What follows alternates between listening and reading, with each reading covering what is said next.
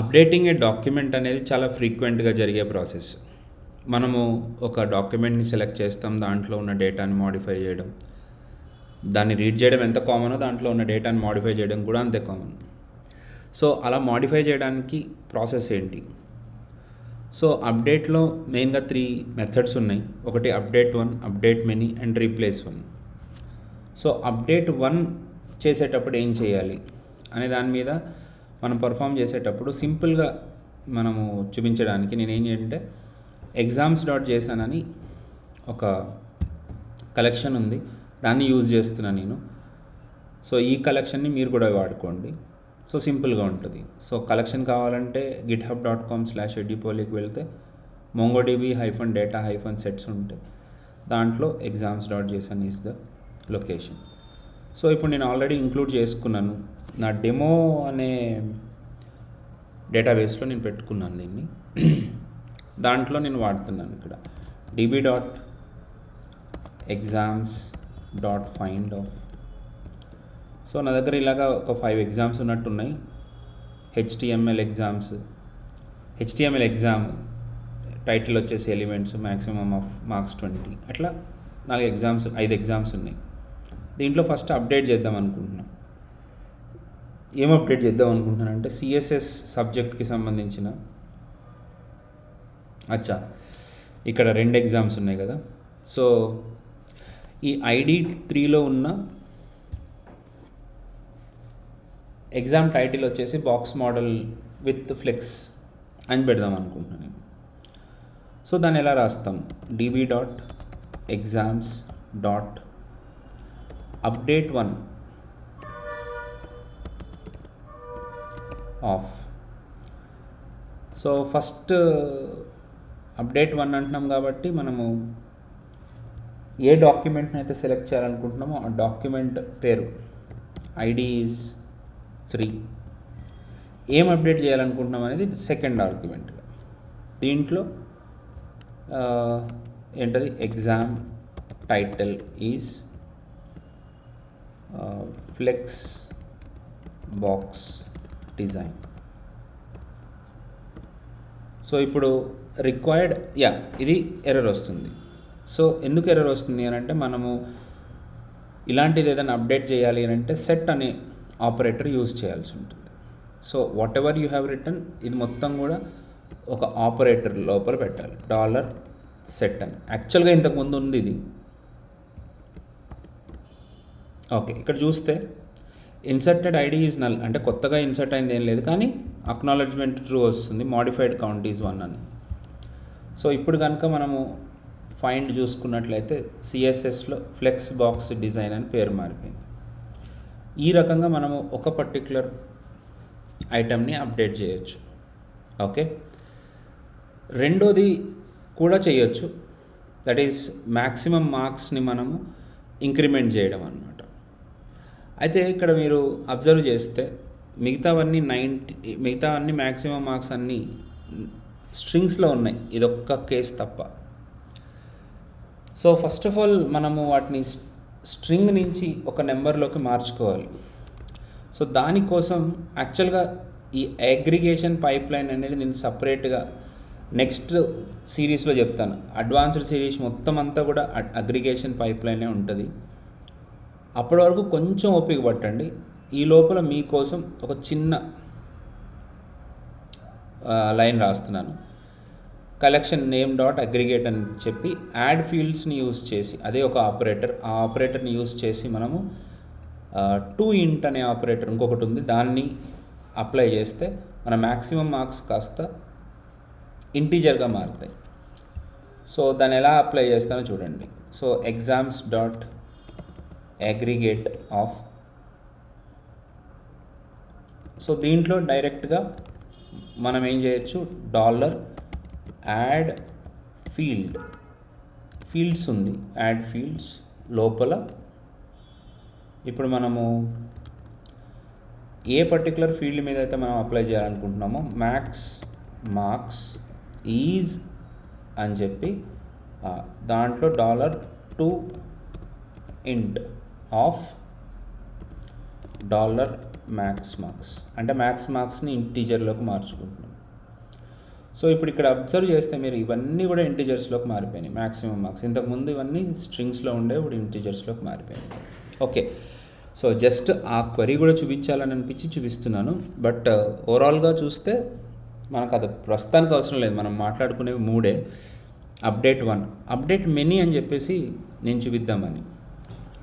అంటే more than one field మీద and more than one document మీద అప్లై చేయొచ్చు. ఏం చేస్తానంటే నేను మ్యాక్సిమం మార్క్స్ని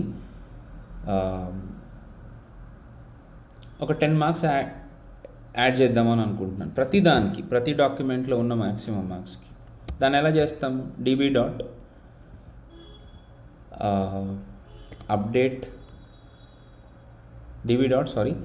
మన కలెక్షన్ పేరు వచ్చేసి DB dot exams dot update many of. So update మెనీలో మనము డైరెక్ట్గా మోర్ దాన్ వన్ని అప్డేట్ చేస్తున్నాం. అప్డేట్ మెనీలో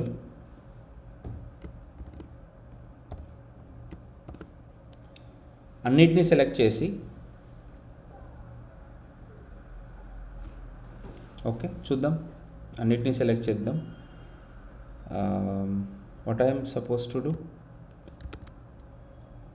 మల్టిప్లికేషన్ అప్లై చేయాలి లేదా ఎడిషన్ ఇంక్రిమెంట్ చేద్దాం అనుకుంటున్నాం కదా. ఐఎన్సి కోలన్, ఇది ఆపరేటర్ అనమాట. యాక్చువల్గా operator INC colon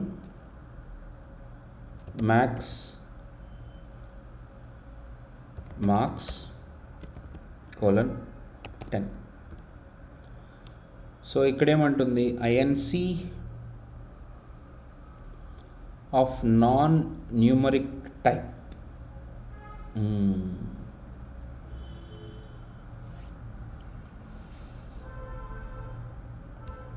ఇక్కడేముంది? Maximum marks type string అని ఉంది. ఇంకా స్ట్రింగ్ ఎక్కడుంది?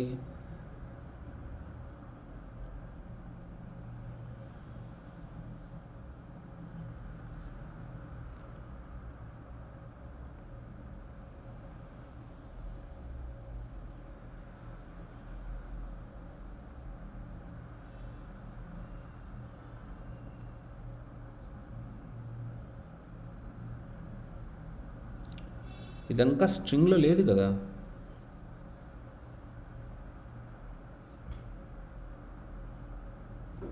Maximum marks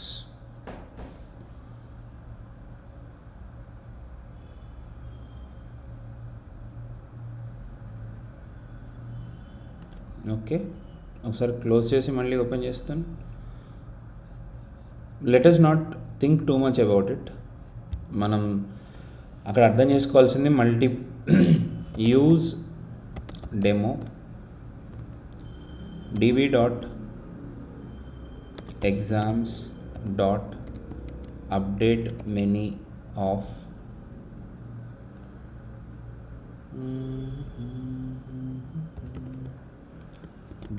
$INC colon max marks colon 10. It's not happening. Okay, max field అనేది ఇంకా స్ట్రింగ్లోనే కనపడుతుంది. Non numeric type string. Aggregate to ఇంట్, కరెక్టే కదా. మ్యాక్స్ మార్క్స్ని 2 ఇంటిజర్లోకి మార్చుకున్నాం. అది మారింది కూడా.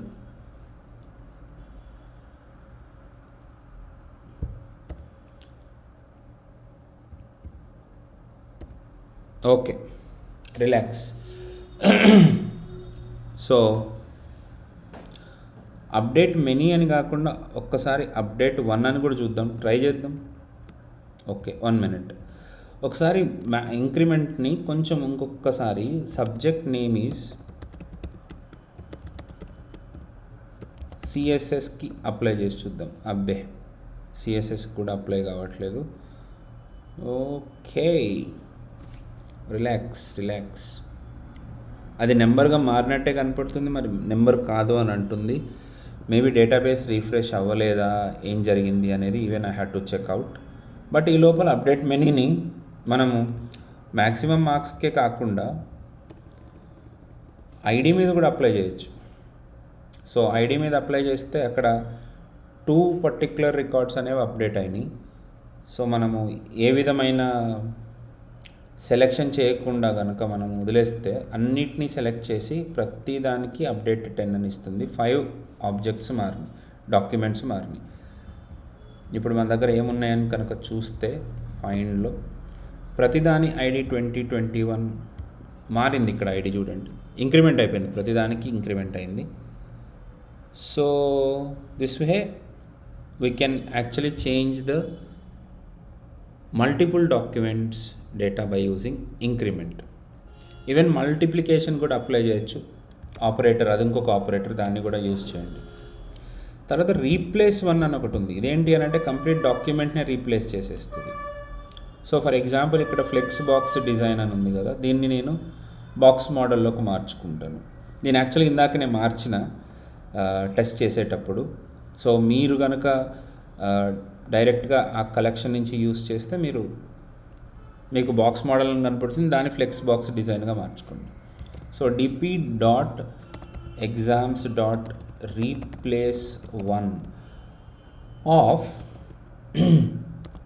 exam title is okay flex box design, and then ఏమని రీప్లేస్ చేయాలి అంటే ఆ పర్టికులర్ ఆబ్జెక్ట్ని సెలెక్ట్ చేసుకుని దాన్ని నేను వేరే కంటెంట్ తోటి రీప్లేస్ చేయాలనుకుంటున్నా. సబ్జెక్ట్ ఈజ్ ఈ లోపల నేను ఇది ఒకటి కాపీ చేసి పెట్టుకుంటాను, నాకని చెప్తాను. సేమ్ టు సేమ్, కాకపోతే చిన్న మోడిఫికేషన్ చేద్దాం. లైక్ ఐడి 23 బదులు 200, మ్యాక్సిమం మార్క్స్ 50 బదులు 25, ఫ్లెక్స్ బాక్స్ డిజైన్ బదులు బాక్స్ మోడల్, తర్వాత సిఎస్ఎస్, సబ్జెక్ట్ నేమ్ అదే ఉంచేసి. సో ఇప్పుడు కనుక మనము ఫైండ్ చేసి చూస్తే మీకు లాస్ట్ ఆబ్జెక్ట్ ఐడి వచ్చేసి 200 అయిపోయింది, మ్యాక్సిమం మార్క్స్ 25 అయిపోయినాయి. ఈ రకంగా మనకి మల్టిపుల్ వాల్యూస్ అనేవి మారిపోయినాయి. So replace 1 is also very good method, use that. అట్లాగే ఇప్పుడు సెట్ అనే ఆపరేటర్ ఆల్రెడీ మనం యూజ్ చేసాం, ఆల్రెడీ మనం సెట్ చేసాం కూడా.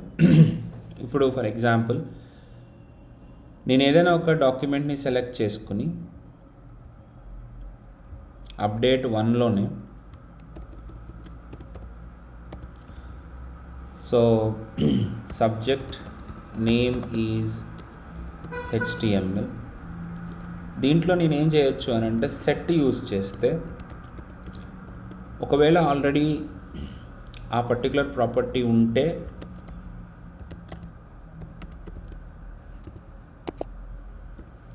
అది డైరెక్ట్గా అప్డేట్ అయిపోతుంది. సో ఇక్కడ చూస్తే HTMLకి 52 అని వచ్చింది. సపోజ్ మ్యాక్సిమం మార్క్స్ అని కాకుండా డేట్ వచ్చేసి నేను ఏదో date.now అనేది ఇచ్చాను అనుకోండి. ఇప్పుడు ఏమవుతుంది అంటే డేట్ అనేది లేదు కాబట్టి కొత్తగా డేట్ అనే ఒక ఆపరేటర్, ఒక ఫీల్డ్ క్రియేట్ అయ్యి అప్డేట్ చేస్తుంది. So it will add a new field if it is not available. Unset అనేది ఏంటంటే రిమూవ్ చేసేస్తుంది. ఇప్పుడు యాక్చువల్గా డేట్ అనే ఫీల్డ్ నేను క్రియేట్ చేశాను కదా, దాన్ని రిమూవ్ చేసేద్దాం. ఇప్పుడు భలే ఉంటుంది. ఎట్లా రిమూవ్ చేద్దాం? ఇప్పుడు ఈ HTML డాక్యుమెంట్లో $unset: date,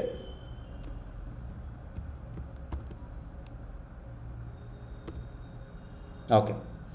So operators fields must find string instead of, okay.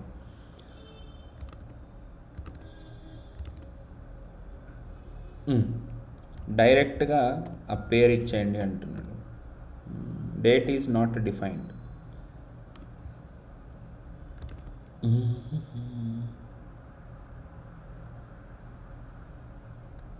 Okay, unset date, unset should be an object. Okay, date is empty. Perfect. Matched count 1, modified count 1. ఇప్పుడు find చేసి చూస్తే ఈ హెచ్టిఎంఎల్లో date అనే concept లేదు, date remove అయిపోయింది. Increment, multiplication చూసాం. Rename is such a nice thing. Rename ఏంటంటే మనం కావాలనుకుంటే ఒక పర్టికులర్ ఆబ్జెక్ట్కి సంబంధించిన ప్రాపర్టీ నేమ్ని, అదే ఫీల్డ్ నేమ్ని మనం మాడిఫై చేయొచ్చు. సో హియర్ సేమ్ సబ్జెక్ట్ని సెలెక్ట్ చేసుకుని రీనేమ్ చేద్దాం దీన్ని. So rename,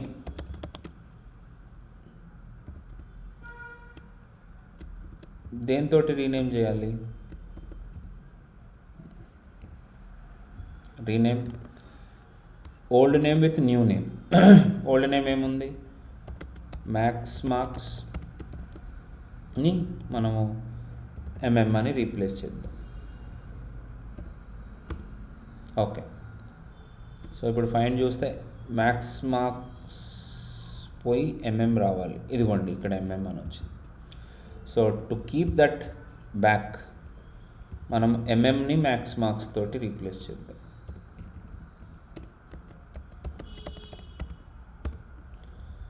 so now the complete operations are done. అట్లాగే మనము అరే ఆపరేటర్స్ కూడా ఉన్నాయి. దాంట్లో ఏంటంటే పుష్ అంటే మనకి ఒక వాల్యూ ఇన్సర్ట్ అవుతుంది, పుల్ అంటే ఒక వాల్యూ రిమూవ్ అవుతుంది. ఒక వాల్యూ కాదు, remove all instances of a value. ఒక్క చోట కాకుండా మల్టిపుల్ ప్లేసెస్లో ఉంటే అవన్నీ రిమూవ్ అయిపోతాయి. యాడ్ టు సెట్ అని అంటే ఆ పర్టికులర్ వాల్యూ ఆల్రెడీ ఉంటే దాన్ని ఇంకా యాడ్ చేయదు, లేకపోతే యాడ్ చేస్తుంది. Adds an element to an array only if it is not present. Pop అంటే లాస్ట్లో నుంచి కానీ ఫస్ట్లో నుంచి కానీ రిమూవ్ చేసుకోవచ్చు. -1 పెడితే ఫస్ట్ నుంచి రిమూవ్ అయిపోతుంది. ఈ రకంగా మనము డిలీట్ ఆపరేషన్స్ చేయొచ్చు, అప్డేట్ ఆపరేషన్స్ చేయొచ్చు. డిలీట్ కూడా చేసుకోవచ్చు by using delete and delete many and drop. మీరు కలెక్షన్ రిమూవ్ చేయాలన్నా, డేటాబేస్ని రిమూవ్ చేయాలన్నా దీన్ని వాడుకుంటే రిమూవ్ అయిపోతుంది. ఈ రకంగా బేసిక్ మోంగోడిబి ఆపరేషన్స్ని మనం అండర్స్టాండ్ చేసుకోవచ్చు. ఇవన్నీ ఫాలో అయితే మీకు క్లియర్గానే ఉంటుంది. Go through it, keep on practising. నేను దీని తర్వాత అన్ని ప్రాక్టీస్ వీడియోస్ పెడుతూ ఉంటాను. ఒక్కొక్క కలెక్షన్ తీసుకుని వాటి మీద మల్టిపుల్ క్వరీస్ని ఎగ్జిక్యూట్ చేసి చూపిస్తూ ఉంటాను for your practice. Please keep watching our videos. Subscribe చేయండి, లైక్ చేయండి, తప్పకుండా షేర్ చేయండి. Thank you so much.